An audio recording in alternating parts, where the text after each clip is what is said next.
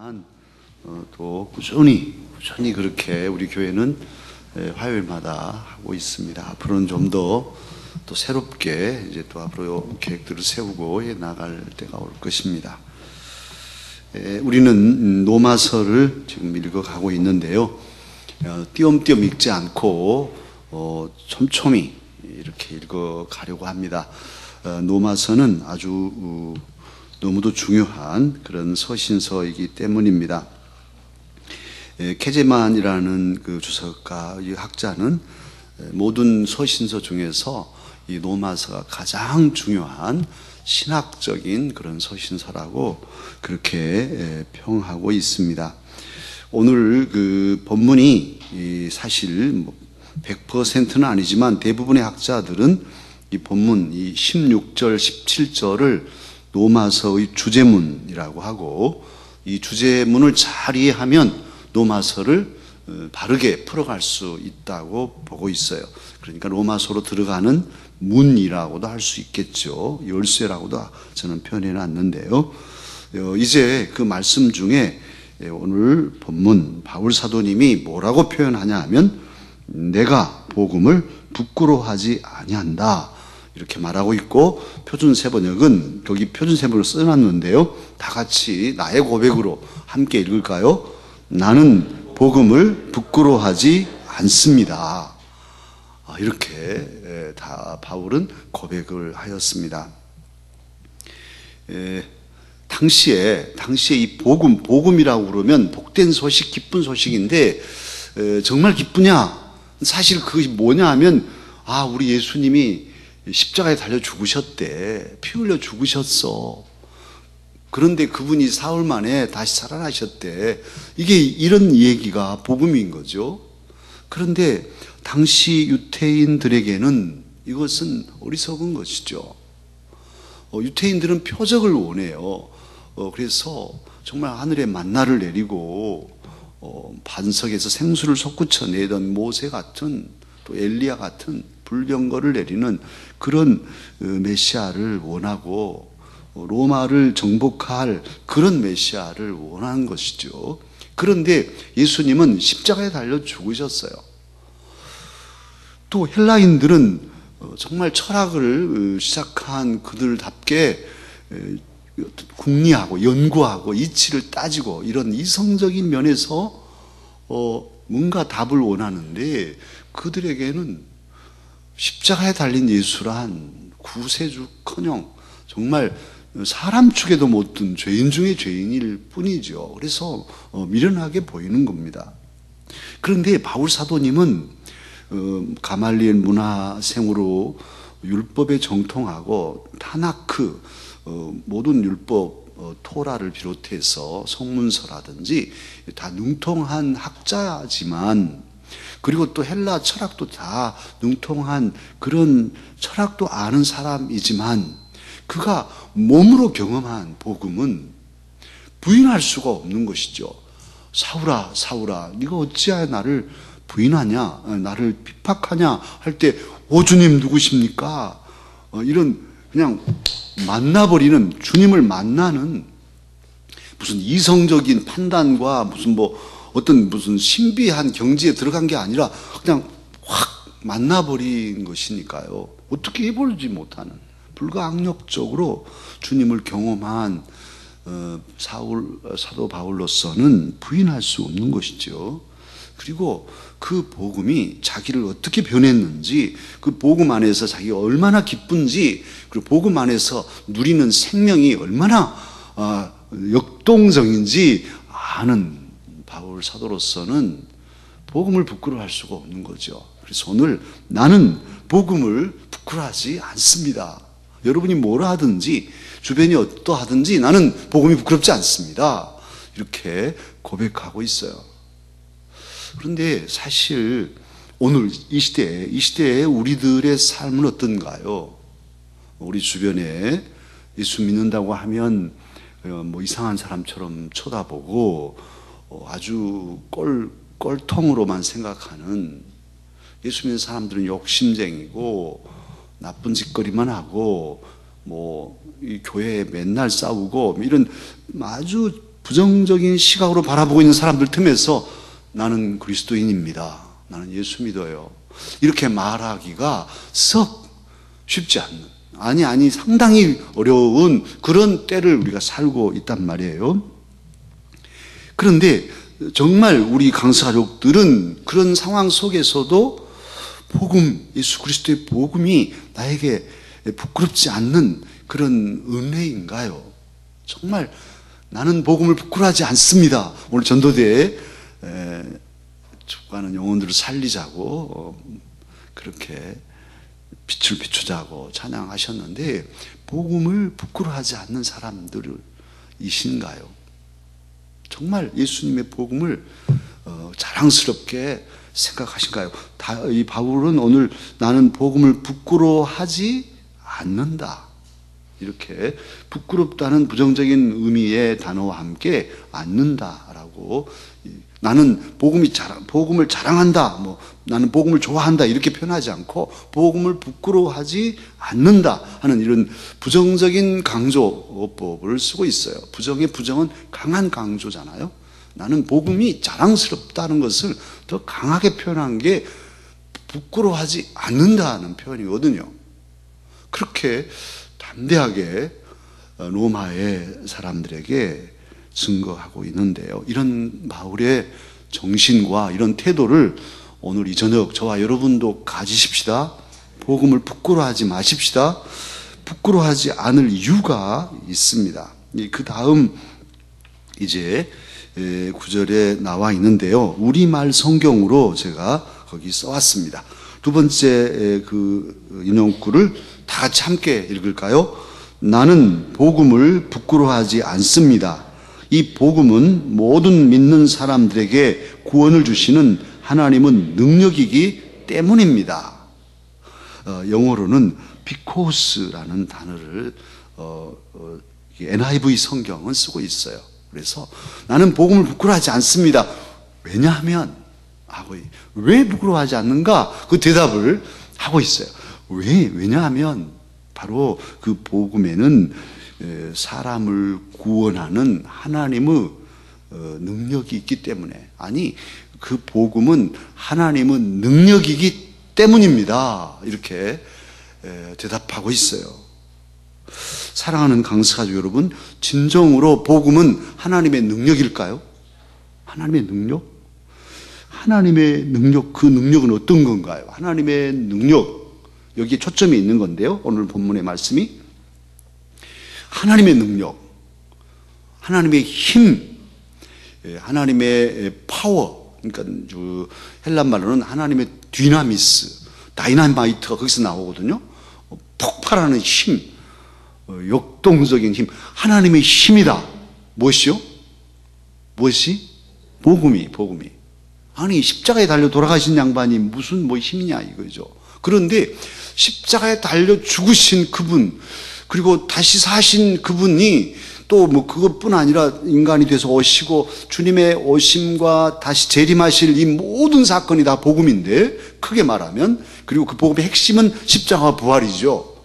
이 복음이 하나님의 힘, 하나님의 능력이라고 이렇게 오늘 말씀하는데, 그 하나님의 힘은 무엇이냐 하면 놀랍죠. 창조해 주신 능력이죠.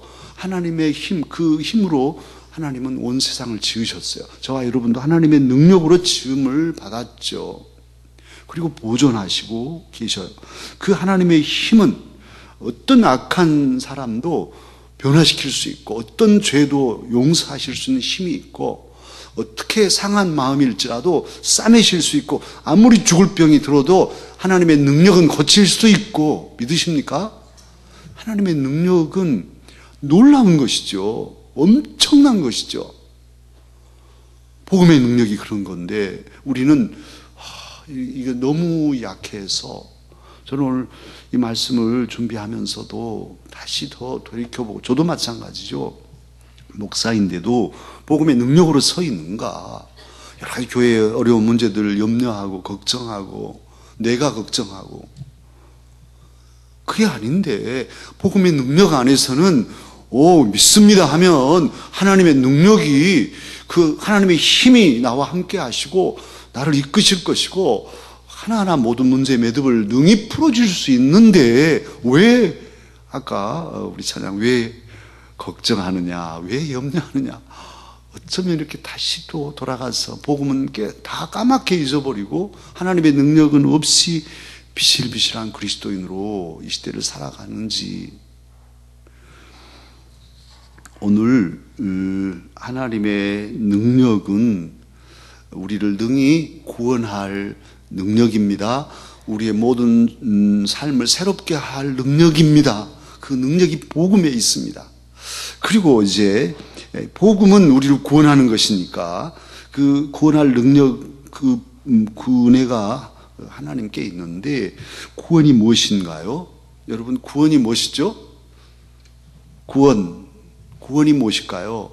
우리를 죽음의 자리에서 건져주심, 또 죄를 사해주심, 우리의 모든 상처를 싸매주심, 우리로 하여금 영원히 살게 해주심, 그리고 우리가 하나님의 자녀로 신분이 새로워진 이런 여러 가지 재창조된 거듭남을 비롯해서 그 은혜 가운데서 누리는 모든 것이 구원이죠. 사실 구원은 전인적인 거예요. 사실 그냥 영혼만 딱 구원받고 육신은 사설에서 소멸되어 버리는 그런 것도 아니죠. 우리 사도신경에서 외우죠.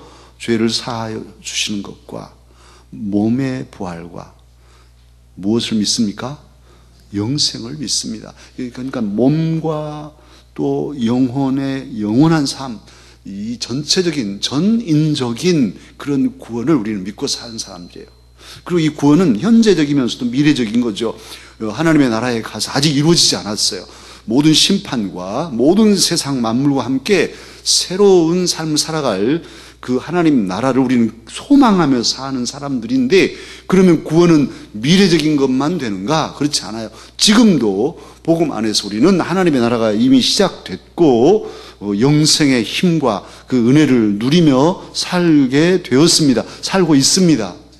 이게 현재적이고 미래적인 이런 시대가 통합적으로 우리에게 주어져 있어요. 하나님의 능력은 우리를 구원하셔서 그렇게 구원의 은혜를 누리게 하시죠. 그래서 구원은 하나님의 선물이라고도 에베소서에는 말씀하고 있습니다. 저는 목사로서 여러분과 함께 살아가면서 가끔씩 제가 실망할 때가 있어요. 그래서 우리 교육자들한테도 그냥 한 번씩은 해본 적이 있어요. 아마 우리 김 목사나 우리 장수정 목사는, 특히 장수정 목사 제일 저한테 그런 말을 많이 들었을 거예요. 복음의 능력이란 게 이것밖에 안 될까? 그런 생각. 예수님을 믿는데 가정의 삶들이 무너지고 교회도 안 나와버리고 그냥 주저앉아버리는 이런 경우가 있을 때 참 실망돼요. 도대체 예수님을 믿는 이 복음이란 게 그 정도 실력밖에 안 될까? 그 한 사람을 그렇게 변화시킬 수 없을까? 복음이라면. 여러분 어떻게 생각하세요? 여러분 예수 그리스도를 구주로 믿으십니까? 진짜 예수 믿으세요? 그러면 그 예수님 안에서 가지는 그 힘과 능력, 치유의 역사, 그 안에 있는 소망, 그 안에서 가지는 여러 가지 비전, 엄청난 것들이 있는데 그렇게 쪼들려가지고 그렇게 비실거리면서 나중에는 꼴깍 신앙이 죽어버리는, 사는 게 아닌 이런 삶을 살아가는 이들을 가끔 보면서는 근데 복음이 이것밖에 아닐까? 참 실망되네. 이런 말을 넋두리처럼 할 때가 있어요. 사랑하는 강사 여러분, 복음의 능력은 내 악한 습관을 고칠 수 있습니다. 복음이 내 안에 들어와서 역사하면 잘못된 생각도 고칠 수 있습니다. 한 사람이 완전히 바꿔질 수 있는 거예요. 복음의 능력이면. 그런데 그게 고쳐지지 않아가지고 부부싸움을 계속하고 또 무너지고 또 무너지고 살살 캐놓으면 또 자빠져 버리고 복음이 어디 갔는지 그 얼마나 마음 아픈지 몰라요. 복음의 능력이면 정말 천지가 개벽하듯이 통곡하고 그 주님의 십자가 붙잡고 회개하고 확 바꿔서 가지고 반듯하게 우뚝 설 수 있어야 되잖아요.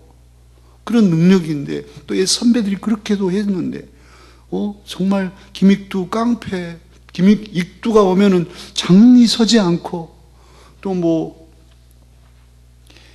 제주도로 가신 이기풍 목사님이 목사 되기 전에도 그 뭐 그렇게 깡패같이 뭐 이렇게 사셨지만 예수님 믿고는 그렇게 바꿔져서 성자처럼 살아가는 이런 변화들이 복음의 능력인데 왜 이 시대에는 그런 능력이 없는지, 우리의 삶에는 왜 없는지. 그리고 정말 지난 날에는 뭐 그렇게 부끄러운 삶을 살았다 할지라도 복음의 능력이 새 사람으로 살게 해 주실 수 있는 그 하나님의 힘인데 왜 안 되는지. 조양훈이 조폭 두목 조양훈 전도사가 됐다 하더만은 또 다시 바꿔줘. 조세영이 도둑놈 대도둑놈 대도라 하던 조세영이 뭐 목사 됐다고 하더니만 또 다시 또 뭐 도둑질하는 일에 잡혀가지고 왜 그런지 왜 안 될까요? 십자가의 복음이 그의 심장을 뚫고 그의 모든 삶을 새롭게 해서 진짜로 확 새롭게 바꾸어 놓는 역사가 일어날 텐데 그렇게 못하는 건 어떻게 된 건지요? 뭐 그런 사람들은 그런 사람들이지만 우리는 어떤지요? 그래서 이 저녁 저와 여러분 정말 예수 그리스도를 구주로 믿는 이 믿음 안에서 복음의 능력으로 우리의 삶을 새롭게 하며 살아가야 하겠습니다. 복음의 능력으로 내 상한 마음을 싸매고 복음의 능력으로 힘있게 일어나서 담대하게 빛을 발하며 이 복음으로 생명을 살리며 나도 살 뿐 아니라 내 가족을 살려내고 우리 주변에 믿지 않은 사람도 살려내는 그런 역동적인 삶을 살아가야 한단 말이에요. 이게 로마서의 핵심입니다. 하나님의 능력이다. 복음은 지금 그거잖아요. 이 복음의 능력을 오늘 저녁 오늘 많이 못 나오시고 또 뭐 우리 편집사님 할머니 돌아가셔서 제 집사람도 거기 갔는데 이렇게 거기 가신 분도 계시지만 어쨌든 이 저녁에 저와 여러분은 이 말씀을 듣고 있거든요. 우리라도 이 복음의 능력으로 지금부터 살아가십시다. 그런데 그 복음의 능력으로 살아가는 비법이 있어요. 그냥 살려고 살아야지 해서 되는 게 아니에요. 그 비법이 그 다음에 있습니다. 17절에 바로 있는 것이 비결이에요. 17절을 다 같이 함께 읽으십시다. 복음에는 하나님의 의가 나타나서 믿음으로 믿음에 이르게 하나니 기록된 바 오직 의인은 믿음으로 말미암아 살리라 함과 같으니라. 아멘. 그래서 믿음, 무슨 믿음? 오직 믿음. 믿음으로 말미암아 믿음에 이르는, 온전히 처음부터 끝까지 믿음인 이런 말이 돼요. 그래서 하나님을 믿는, 예수 그리스도를 완전히 믿는 이 믿음으로 우리는 하나님의 능력을 경험하고 복음의 역사를 내 삶 속에서 이루면서 주변을 변화시키는 이런 역동적인 삶을 살 수 있는 거예요. 믿음으로. 루터는 이 구절, 의인은 오직 무엇으로 살리라? 믿음으로 살리라 하는 이 말씀을 읽고 정말 천지개벽한 것처럼 깨닫고 일어섰어요. 그가 그 회개하는 계단, 저도 성지순례 때 지난번에 2계단 올라가고 우리 김순희 권사님만 다 끝까지 올라가셨던 계단, 그 계단 성당을 올라가다가 이 계단으로 무릎 꿇고 올라가야만 구원받는 게 아니고 예수님을 믿음으로 구원받는 거라고 일어서지요. 그리고 종교개혁을 해서 교회가 새로워지는 역사를 목숨 걸고 하게 돼요. 복음의 능력으로 하게 된 거죠. 이런 건데 이 루터가 뭐라고 얘기하냐면 거기 제가 써놨어요. 그 라틴어로는 그 시물 유스투스 앳 페카토르인데요. 이것은 의인인 죄인, 의인이면서 동시에 죄인이 바로 그리스도인들이라는 거예요. 저와 여러분이 마찬가지예요. 우리가 하나님의 은혜, 예수님의 십자가 보혈을 믿음으로 의롭다함을 얻었습니다. 우리는 의인입니까? 죄인입니까? 의인입니다. 그런데 또 우리들이 또 쓰러지고 넘어지고 허물이 있어요. 우리의 삶 속에 또 징검징검 때묻고 살죠. 세상을 살면서는 죄 없을 수가 없어요. 그런 우리가 고민하고 괴로워하는데, 그래서 루터는 의인인 죄인이라고 말합니다. 의인 동시에 죄인인 사람이 바로 저와 여러분인데, 그럼에도 불구하고 우리는 정말 우리의 죄를 늘 하나님 앞에 자복하지만, 그러나 하나님 앞에는 의로운, 하나님이 의롭다 하신 칭의, 의롭다고 일컬어 주시는 그런 은혜를 받은 사람들이기에 은혜의 보좌 앞에, 하나님 앞에 담대히 나아갈 자격을 얻었습니다. 기죽지 않고 세상을 향하여서도 담대하게, 어떤 점에서는 다음 주도 설교가 되겠지만 뻔뻔스러울 수 있는 그런 담대함으로 은혜의 보좌 앞에 나아가는 저와 여러분이 되어야 하겠습니다. 하나님의 능력, 그 힘은 바로 믿는 자에게 역사하는 힘이기 때문이죠. 하나님이 나를 사랑하신다는 것, 그 은혜로 나는 구원받았고 하나님께서 나를 의롭다고 인정해 주신다는 사실을 확신하고 담대하게, 그러나 또 한편 우리의 허물을 돌아보면서 겸손하게 하나님께 우리의 허물을 자복하면서 늘 더 성결한, 더 아름다운 그리스도인 되도록 힘쓰면서 믿음줄을 꽉 잡고 오늘 말씀, 하박국 선지자의 말씀 가지고, 오직 의인은, 나는 십자가의 보혈의 은혜로 의롭다함을 얻었는데 오직 나 의인은 믿음으로 살리라 하는 그런 다짐과 각오로 우리의 삶을 두려워하지 않고 하나님께 맡기면서 정면으로 뚫고 전진하는 저와 여러분이 되십시다. 지금까지 은혜로 살게 하신 하나님이 또 은혜로 살게 해주실 거예요. 오늘 지금 이 시간에 그대로 이 말씀을 붙잡고 잠깐 기도하는데요. 복음을 부끄러워한 내 삶이 있다면 고백하십시다. 이따가 기도는 찬양하고 할 텐데요. 이 말씀 붙잡고만 집중하잔 말이에요. 잘못된 복음에 굳건히 서지 못한, 그리고 내 믿음이 흔들린 이런 삶들을 자백하고 하나님께 용서를 빌고, 그리고 주님 제게 믿음 더하여 주옵소서. 그래서 십자가와 부활의 그 은혜를 확실히 믿고 하나님의 능력을 힘입어서 죄를 이기고 악한 습관을 물리치고 반듯한 믿음의 삶을 살게 도와주십시오. 주님의 능력으로 덧입혀 주옵소서. 주의 보혈 능력이 또다, 이 찬송도 있잖아요. 주님께서 우리의 삶에 이 저녁, 지금 이 시간, 오늘 말씀을 통해서 그런 복음의 능력으로 덧입혀 주시기를 간절히 소리내서 기도하고 또 찬양하고 이제 또 제목 기도해 나가겠습니다.